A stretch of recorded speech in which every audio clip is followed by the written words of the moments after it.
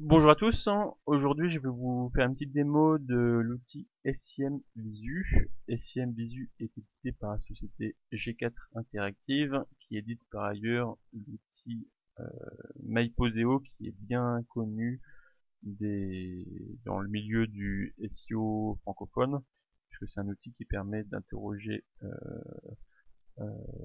Google et d'extraire les résultats. Et comme ils ont mis en place l'infrastructure de crawl de Google, ils ont dû se dire qu'ils pouvaient certainement faire un outil qui concurrencerait SEMrush. Ils l'ont fait et ça s'appelle SEM Visu et ils ont très bien fait de le faire. Euh, SEM Visu m'a proposé un accès pour tester leur outil. Euh, j'ai mis beaucoup de temps à venir tester, je m'en excuse et j'essaye de me rattraper en vous proposant cette petite démo vidéo. Donc première question que je me suis posée lorsque j'ai appris la sortie de SCM Visu, c'était quelle était la taille de leur base de mots-clés euh, interrogée. Et on a la réponse tout de suite en page d'accueil. Et SCM Visu revendique une base de 14 millions de mots-clés. Et ce qui est intéressant, c'est qu'elle est 100% française, 100% francophone. Et on a même droit à un petit logo Made in France qui fera le plus grand plaisir à Arnaud Montebourg. En comparaison, je suis allé voir SEMrush qui revendique une base de données beaucoup plus importante de 95 millions de mots-clés. Par contre, ces 95 millions de mots-clés sont répartis sur de nombreuses langues: l'anglais, le russe, l'allemand, le français, l'espagnol, l'italien et le brésilien. Donc, on n'a pas le split par langue, mais on peut sans doute estimer que SIM Visu a la base de données francophone la plus importante, puisque il est, il semblerait assez logique que ce soit la base de données anglaise qui soit la plus importante sur SEMrush. Et ce qui est pas mal, c'est que on peut espérer que la base de données de SEM Visu francophone soit plus qualitative que la base de données francophone de SEMrush. On voit souvent des choses un peu délirantes sur SEMrush, ce qui peut être assez logique puisque leur plus grande attention doit être portée sur la base de données anglaise, j'imagine, alors que au moins SEM Visu n'a que la base francophone, donc ça c'est plutôt pas mal. Rapidement, en termes de pricing, on est sur des choses à peu près équivalentes. La première offre de SEM Visu est à 59 € par mois. La première offre de SEMrush est à 69 $, qui doit faire à peu près 59 €. On est sur des tarifications à peu près équivalentes. On va tout de suite aller tester pour voir ce que ça donne. Donc pour le test, je vais me contenter de regarder la partie SEO, sachant qu'il y a par ailleurs une partie SIA et que ce sont grosso modo les mêmes indicateurs qui sont remontés. Je vais saisir un nom de domaine. Je vais prendre le point.fr, qui est un site que je connais un petit peu. Et on va regarder ce que SEM Vision nous ressort. Et on a tout de suite un dashboard avec des données intéressantes. Dans les KPI, on a du PageRank, de l'AXARank, du backlinks. C'est pas forcément ce que j'aurais mis en avant puisque c'est pas là que SEM Visu a une valeur ajoutée. C'est plus sur les mots-clés qui vont nous intéresser. Et donc là, on voit que le point remonte sur 64 000 mots-clés différents. Euh, il y a une petite subtilité entre nombre de résultats et landing page que j'ai pas bien saisi. Je pense qu'une URL donnée peut ressortir peut avoir plusieurs landing pages différentes avec la recherche universelle ou autre. Voilà, il y a une petite subtilité qui m'a échappé. Ici, on voit le nombre de concurrents, donc 113 000 pour le point.fr, c'est le nombre de sites qui remontent sur au moins un des 64 000 mots-clés du point. Et ici, on a une estimation du trafic qui c'est toujours intéressant pour pouvoir comparer plusieurs sites entre eux. Ensuite, c'est toujours un exercice périlleux que de donner une estimation de trafic. Ici, on a un camembert qui nous fait une répartition du trafic organique versus le trafic AdWords. Je suis un petit peu étonné de voir que 100% du trafic point serait du trafic SEO. Je sais qu'il y a encore quelques mois, il faisait du SIA. Donc est-ce que c'est une erreur de SEM Visu ou est-ce qu'ils ont coupé les budgets entre temps? Il faudrait vérifier. Ici, on a un graphe qui est intéressant puisqu'il historise l'estimation de trafic. Par contre, on a des données qui ne sont pas cohérentes puisque ça m'étonnerait et je suis même à peu près sûr que le point ne fasse pas plus de 100 millions de visites mensuelles. Et par contre, la donnée de décembre de 10 millions semble plus cohérente. Donc à mon avis, octobre et novembre sont des données erronées et décembre est une donnée qui est beaucoup plus cohérente. Ici, on a un graphe qui répertorie les principaux concurrents en SEO du point.fr. Donc on voit que sur les 64 000 mots-clés sur lesquels se positionne le point, il y en a 21 000 sur lesquels Wikipédia se positionne également, ce qui fait de Wikipédia le concurrent numéro 1 en SEO du point. Le deuxième concurrent étant le Figaro.fr, puis Le Monde, puis YouTube, etc. Petite chose qui m'étonnait, c'est de voir Google.fr ici.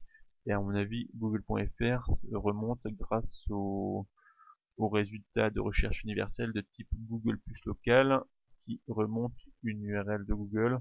C'est à mon avis pour ça qu'ils sont présents ici. Sur ce graphe, on a la répartition du nombre de mots-clés par position. Donc ça c'est quelque chose de particulièrement intéressant puisque je l'utilise beaucoup pour analyser le potentiel d'un site.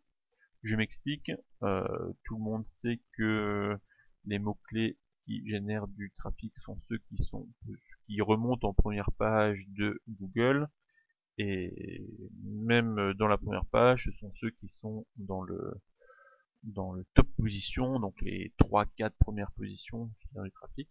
Donc en fonction du type de la tête du graphe qu'on peut avoir ici, on peut voir si un site a du potentiel à court ou moyen terme. Si on a assez peu de positions en position 1 à 4, qu'on en a beaucoup en position 5 à 10, et qu'on en a encore beaucoup en deuxième page en position 11 à 20, avec un petit peu d'effort, que ce soit en amélioration on-site ou en faisant un petit peu de linking externe, on peut assez rapidement pousser ces positions en première page et générer des croissances d'audience significatives. Donc c'est un graphe tout à fait intéressant. Par contre, là où je suis un tout petit peu déçu, c'est que la profondeur de résultats est assez faible, puisque SEM Visu semble s'arrêter à la deuxième page de Google. Moi j'ai l'habitude de travailler avec les 10 premières pages de Google, donc sans être aussi gourmand, je pense que ce serait bien qu'on a jusqu'à la page 4 ou 5 au moins. S'arrêter à la deuxième page me semble un petit peu léger. Autre question que je me posais et auquel je n'ai pas trouvé de réponse, je ne l'ai pas trouvé non plus pour SEMrush, c'était quel est le mode d'interrogation de Google. On sait que ce type de service qui fait des interrogations massives de plusieurs millions de mots-clés par mois n'interroge pas forcément Google en mode 10 résultats par page, mais en mode 20, 30, 40 résultats par page pour économiser des requêtes. Et le problème, c'est qu'en procédant ainsi, on peut avoir des données qui sont assez peu cohérentes, puisqu'il y a l'effet de clustering qui est très important dans Google, qui peut dénaturer les résultats. Donc voilà. C'est une question que je me pose. Si quelqu'un a la réponse, ça m'intéresse. Quel est le mode d'interrogation de Google? Autre graphe intéressant ici, c'est l'historisation du nombre de mots-clés en première page. Donc on peut suivre mois après mois le nombre de mots-clés sur lequel remonte le point en première page. Et ici, quelque chose d'intéressant, c'est juste un extrait de ce qu'on verra tout à l'heure. C'est les annonces qui sont remontées et surtout les snippets des annonces. Donc ça m'intéresse particulièrement. Je crois pas que d'autres services le proposent, mais on a une reconstitution précise des résultats tels qu'ils sont affichés dans Google et je trouve ça particulièrement particulièrement intéressant. Donc je vais aller sur l'onglet résultats, sur lequel on va pouvoir voir plusieurs indicateurs. Donc chose particulièrement intéressante que propose SEMVisu, et pour le coup il me semble que SEMrush ne le propose pas du tout, c'est la répartition des résultats par type de résultats de recherche universelle. Donc quand on voit la place toujours plus importante que prend la recherche universelle, c'est pour moi fondamental d'avoir cette visualisation. Et donc on voit que pour un site comme Le Point, la part de news et d'images est gigantesque, et que la part de résultats dits naturels semble tout petit, et même beaucoup trop petit. À mon avis, il y a des incohérences sur ce graphique. On a 35 000 mots-clés. Pourquoi on a 1,9 million de news et 1,4 million d'images? Il y a certainement un problème sur ce graphique, mais lorsqu'il sera débugué et corrigé, il sera très intéressant. Autre question que je me posais, et pour le coup j'ai la réponse, SEMVisu ne prend pas encore en compte le Google Knowledge Graph. C'est à mon avis important qu'ils le mettent en place dès que possible, notamment pour récupérer tous les résultats de type image du Knowledge Graph, qui auront certainement un taux de clic assez important dans le futur. Donc c'est important pour moi d'avoir cette visualisation. Ici, on a la répartition des résultats de RichSnippet. Extension Sitelinks. Donc là encore, je comprends pas trop ce graphique. Qu'est-ce que ça veut dire natural? Qu'est-ce que ça veut dire Sitelinks? Qu'est-ce que ça veut dire extension? Je ne sais pas. Il n'y a pas d'explication ici. À nouveau, je pense pas que le graphe soit bon, mais c'est une donnée qui est très intéressante, et voilà. Quand ce graphe sera également débugué, il sera très intéressant. Et ici, on a les annonces sur lesquelles on remonte, et pour chacune des annonces, on a la position moyenne, puisque une annonce peut remonter sur plusieurs mots-clés qu'on peut voir également. J'aurais bien voulu avoir la position ici. On peut exporter les résultats, donc ça c'est parfait. Et autre petite chose qui m'intrigue, c'est la date de scan. Donc j'imagine que la date de scan, c'est la date de dernière interrogation. Mais pour moi, une date d'interrogation doit être liée à un mot-clé et pas forcément à une annonce, à moins qu'une subtilité m'échappe. Voilà. On voit que les sitelinks sont bien remontés et qu'il y a même une distinction. Enfin voilà, il y a la restitution précise et réelle des résultats tels qu'ils s'affichent dans Google. Donc là, on peut distinguer des mini sitelinks. Là, on voit le résultat de type image. Là, on voit un résultat de type adresse. Alors non, lui, il a pas l'air d'être distingué comme étant un résultat spécifique. Ce serait peut-être bien aussi de pouvoir distinguer ce type de résultat qui apporte une visibilité supplémentaire dans la réponse de Google. Est-ce qu'on va voir de la news? Pas pour l'instant. Mais par contre, on peut filtrer ici sur le type de résultat qu'on peut voir affiché. Et donc, si j'affiche des résultats de type actualité, voilà. Donc voilà, c'est vraiment une fonctionnalité que je trouve intéressante de pouvoir distinguer, filtrer, comparer les résultats en fonction du type d'affichage dans les résultats de Google. Onglet qui va beaucoup nous intéresser, c'est l'onglet mots-clés.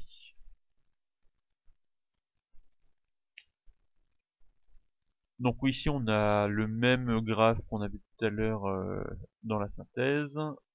Ici on a un graphe également intéressant montrant la répartition du nombre de termes des mots-clés sur lesquels on se positionne. Donc c'est intéressant pour pouvoir voir si notre site se positionne plutôt sur de la longue, top ou middle tail.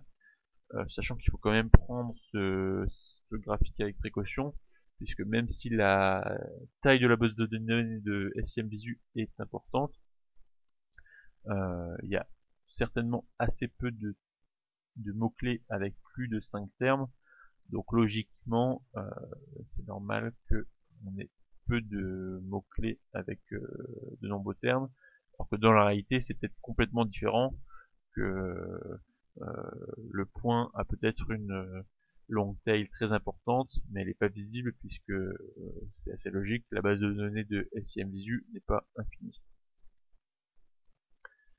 Et ici, on a du coup la liste de tous les mots-clés sur lesquels on se positionne.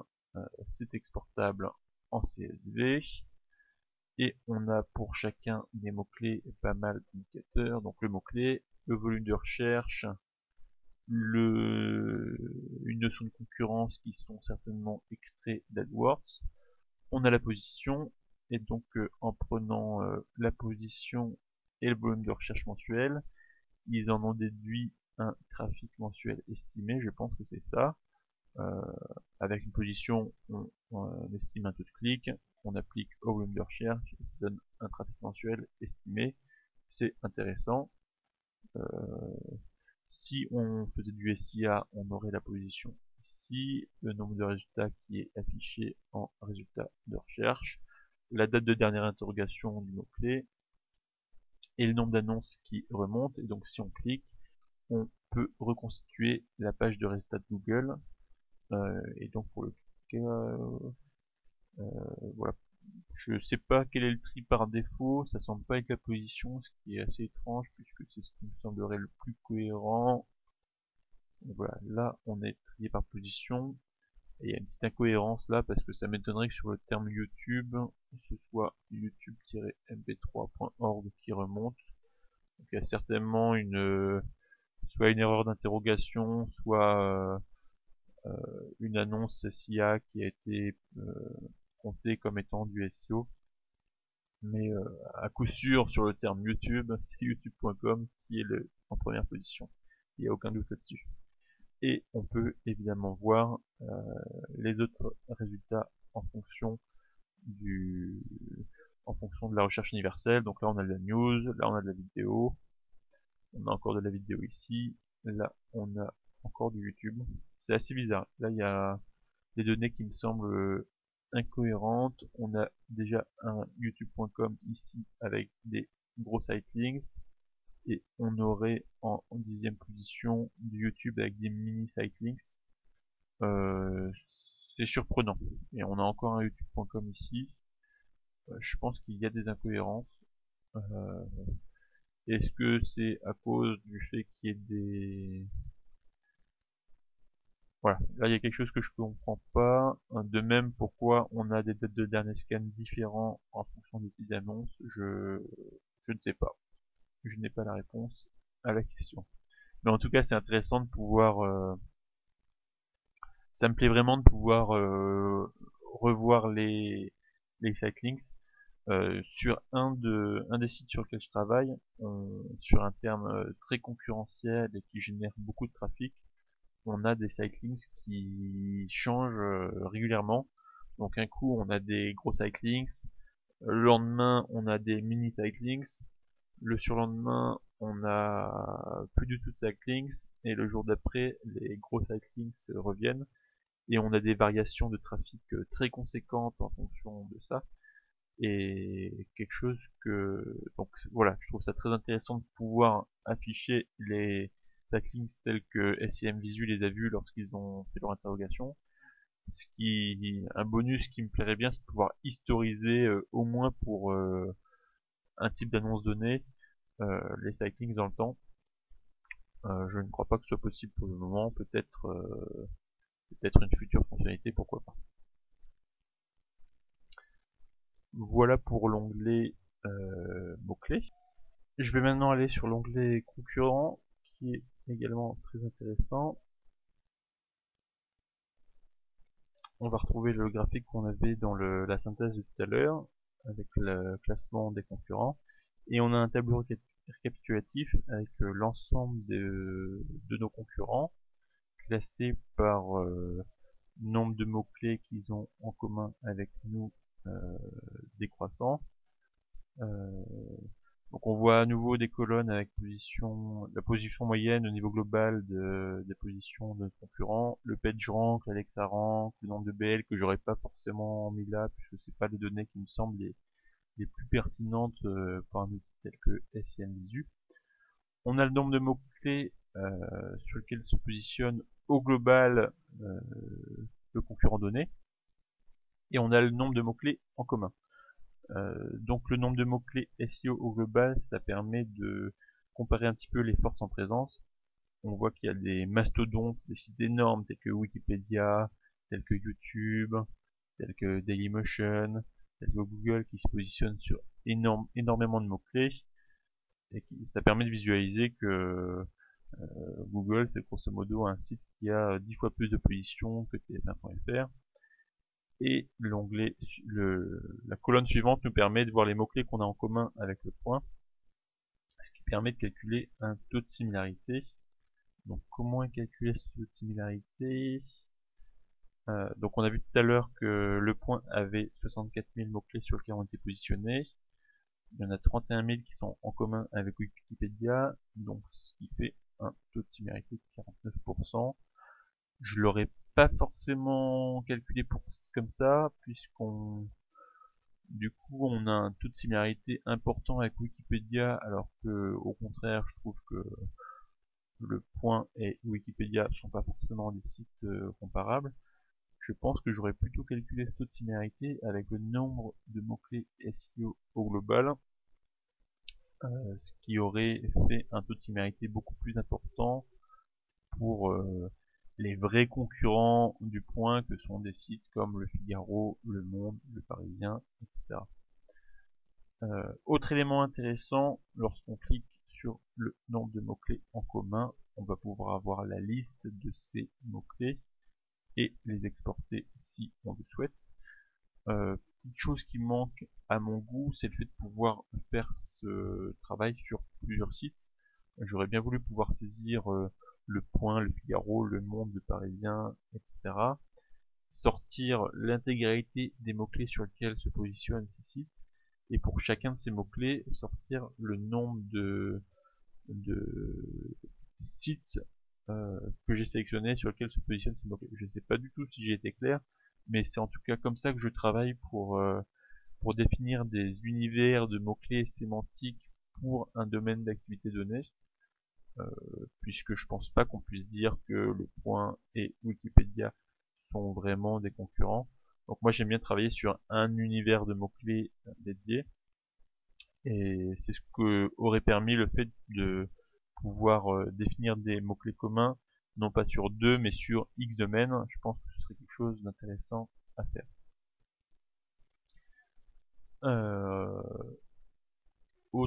Je vais tout de suite aller sur la comparaison, puisqu'on y est. Donc je vais comparer Le Point et Le Figaro. On a les données qu'on avait en synthèse tout à l'heure, donc comparer le PageRank, les backlinks, le nombre de mots-clés, etc. Ici, c'est un graphe intéressant qui nous permet de visualiser la part de trafic, d'une part le volume de trafic estimé du Point et du Figaro, mais aussi de voir la part du trafic SEO, SIA, et là on voit que ni l'un ni l'autre ne font du SIA, ce qui m'étonne un petit peu, puisque je serais étonné que ni Le Point ni Le Figaro ne fassent du SIA, même si c'est vrai qu'on est en fin d'année, alors que tous les budgets sont coupés et qu'ils en font plus du tout, c'est peut-être. Ici on a l'évolution du trafic estimé en fonction des mois, donc ça c'est intéressant également. Voilà, je pense que on l'a vu tout à l'heure, mais il doit y avoir des problèmes d'estimation de trafic, puisque Le Figaro ne fait pas 265 millions de visites par mois, même en octobre, ça se saurait, et les données de décembre sont certainement beaucoup plus cohérentes. On voit qu'on a un problème avec le SIA, donc c'est peut-être pour ça qu'on voit pas du tout de SIA remonter, peut-être qu'il y a un problème de base sur la base sur les informations SIA, ce n'est peut-être que passager. Pour finir, je vais aller sur le dernier onglet, page positionnée, et en fait on va avoir la liste des URL sur lesquelles se remonte le point.fr, trié par nombre de mots-clés sur lesquels ils ressortent. Et encore une fois, si on clique sur le nombre de mots-clés, on peut avoir la liste qui est exportable, c'est bien pratique. Ça permet de voir quels sont les URL qui sont les plus présentes dans les moteurs de recherche. C'est quelque chose qui est assez intéressant, même si ça me semble pas le la donnée la plus intéressante. C'est toujours sympa d'avoir ce type d'informations. Fonctionnalité que je n'ai pas testée, c'est la possibilité de configurer des alertes. On peut faire des alertes soit pour un domaine donné, soit pour un mot-clé donné, et même pour un groupe de mots-clés. Donc c'est quelque chose que je n'ai pas testé, mais qui est sûrement très intéressant et très pratique si on veut monitorer des choses de manière régulière. Je crois que j'ai à peu près fait le tour des fonctionnalités de SIM Visu. Donc en conclusion, je dirais que c'est un outil très intéressant. Euh, c'est super d'avoir un outil francophone de ce type-là, puisque on avait grosso modo que SIMrush, dont la base de données francophone laissait un petit peu à désirer. J'ai eu un petit peu de mal avec l'interface au départ, puisque j'étais habitué à SIMrush, mais finalement on s'y fait plutôt assez bien. J'ai l'impression, et on l'a vu un petit peu lors de la démo, qu'il y a encore quelques bugs, quelques données qui sont pas forcément cohérentes. Donc je pense qu'il y a sûrement encore quelques parties à retravailler, à débugger. Mais je pense qu'il y a de bonnes chances que ce soit un outil qui s'avère rapidement indispensable lorsqu'on fait du SEO sur le marché francophone. Euh, voilà.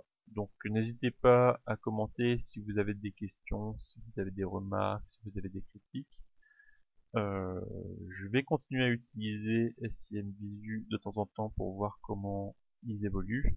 Et en tout cas, je vous encourage tous, sinon adopter, en tout cas à tester cet outil qui s'avère bien pratique pour de multiples utilisations. Merci et à très bientôt. Au revoir.